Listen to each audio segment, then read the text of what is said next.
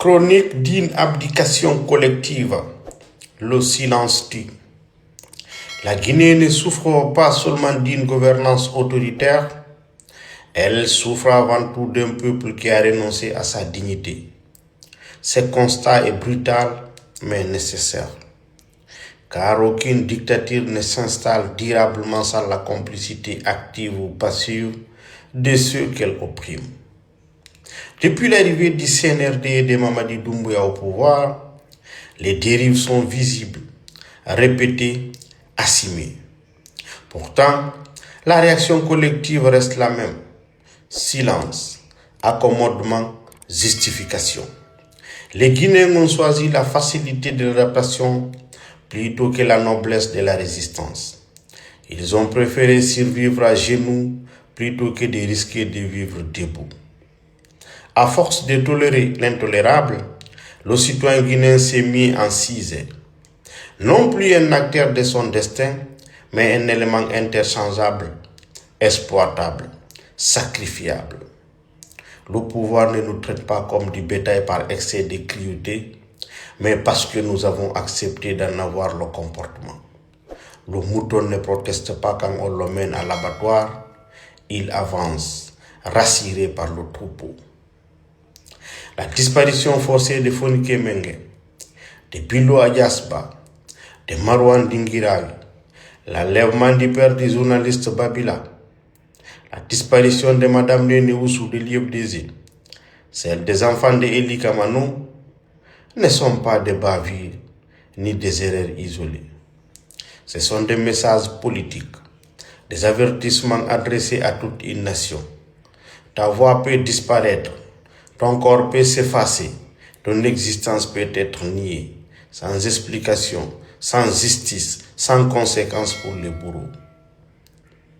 L'emprisonnement injuste et arbitraire de Ali Ouba, président du modèle, obéit à la même logique. Punir non pas un crime, mais une conscience. Enfermer une idée, briser un symbole. Et pendant que l'injustice se déroule au grand jour, la majorité détourne le regard, murmure sa colère dans les salons, puis retourne à ses affaires, convaincu que le malheur n'arrive qu'aux autres. Ce régime n'a rien inventé. Il applique une règle vieille comme le monde. Quand un peuple renonce à sa conscience, le tyran n'a plus besoin de violence permanente. L'habitude, la peur et l'indifférence font le travail. La disparition devient normale. La prison arbitraire devient banale. L'horaire se fonde dans le quotidien. La plus grande réussite de cette gouvernance n'est pas la répression, mais l'hypocrisie qu'elle a généralisée. On critique à voix basse, on applaudit en public, on s'indigne en privé, on se tait quand il faut parler. Cette duplicité est devenue une stratégie de survie, mais elle est aussi une condamnation morale. Car pendant que l'on se protège soi-même, d'autres sont sacrifiés dans l'indifférence générale. Celui qui se tait devant l'injustice prépare sa propre humiliation. Celui qui s'adapte à l'arbitraire légitime l'arbitraire. Et celui qui justifie l'injustifiable creuse lui-même sa tombe civique. Que personne ne se berce d'illusions. La dictature ne protège personne. Elle utilise puis elle détruit. Elle ne récompense que provisoirement et punit définitivement. Les soutiens d'aujourd'hui seront les coupables de demain. Les silencieux d'aujourd'hui seront les victimes de demain.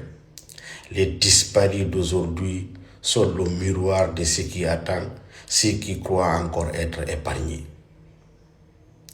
Il n'existe pas de neutralité sous un régime autoritaire.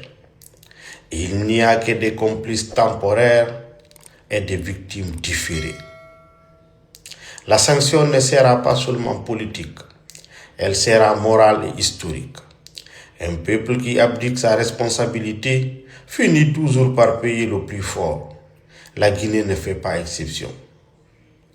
Tant que la peur primera sur la dignité, tant que l'intérêt personnel primera sur le bien commun, le cycle se répétera implacable. Dans un tel système, Personne n'échappe à la chute. On peut seulement choisir de l'affronter debout ou de la subir à genoux.